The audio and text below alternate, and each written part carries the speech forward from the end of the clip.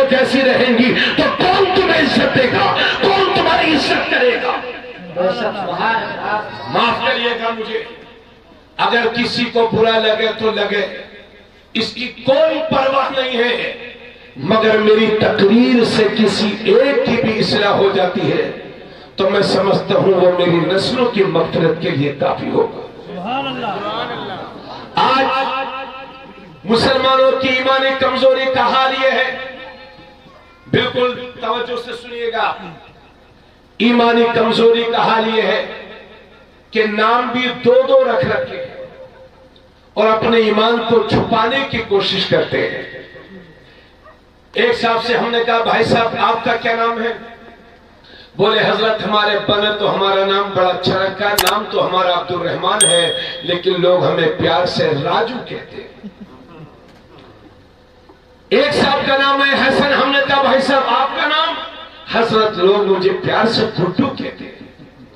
ایک صاحب کا نام ہے حسین، ہم نے کہا بھائی صاحب آپ کا نام؟ حضرت لوگ مجھے پیار سے شانو کہتے ہیں۔ ایک صاحب کا نام ہے علی، ہم نے کہا بھائی صاحب آپ کا نام؟ حضرت لوگ مجھے پیار سے منا کہتے ہیں۔ ایک صاحب کا نام ہے عبداللہ، ہم نے کہا بھائی صاحب آپ کا نام؟ حضرت لوگ مجھے پیار سے پپو کہتے ہیں۔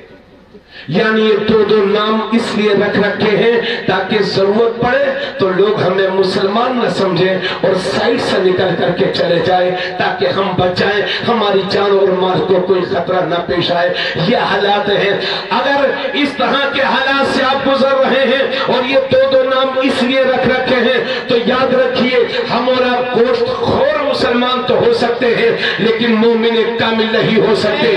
اس لیے میں گزارش کروں گا مسلمان، اگر تیرے باپ نے تیرا نام محمد رکھا ہے اور کوئی 1,00,000 لوگوں کی بھیڑ میں آپ سے پوچھے کہ نام کیا ہے تو شان سے بتایا کرو میرے باپ نے میرا نام محمد رکھا ہے۔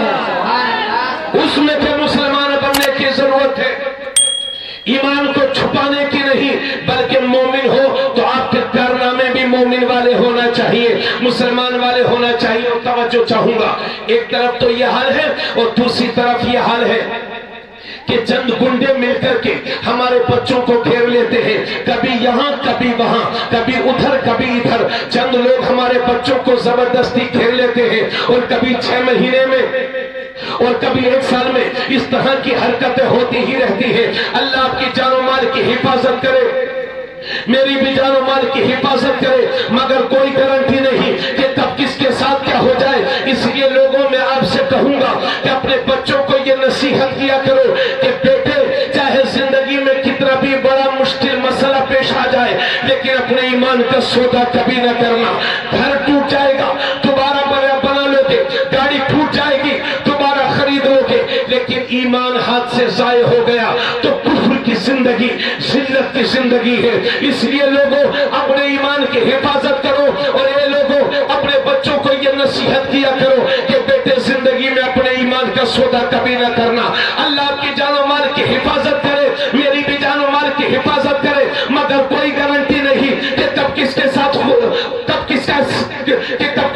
کیا ہو جائے۔ اللہ نہ کرے کہ ایسے حالات کا سامنا اگر آپ کو کرنا پڑ جائے تو بیرپور والوں خدا کا واسطہ دے کر کے کہتا ہوں کہ زندگی کی آخری سانس تک اپنی زبان کو کلمات کفر سے پاک رکھنا، کفری بولی سے پاک رکھنا اور آخری دم تک لا الہ الا اللہ بولتے رہنا، کیونکہ اگر موت کا وقت نہیں آیا ہے تو کوئی مار نہیں سکتا اور موت کا وقت آ گیا ہے تو کوئی بچا نہیں سکتا، مگر زندگی کی آخری سانس تک لا الہ الا اللہ بولتے رہنا، کیونکہ اسی حالت میں اگر مر بھی جاؤ گے تو شہید کہلاؤ گے اور بچ جاؤ گے تو غازی کہلاؤ۔ ماشاءاللہ،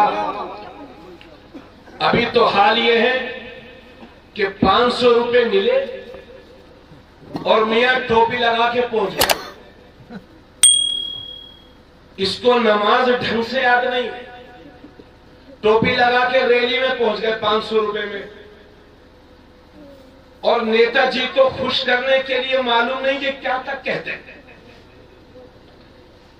پردھان جی پردھان جی آپ اور جتنے بھی موجودہ پچھلے پردھان اور آنے والے قیامت تک کے پردھان جتنے بھی بیٹھے ہوں اور جتنے پردھانوں کی روحیں یہاں پر حاضر ہو، میں سب سے کہہ رہا ہوں نیتا لوگوں، نیتا اتنے ہی بنو کہ جتنے میں آپ کا ایمان خطرے میں نہ پڑنے پائے،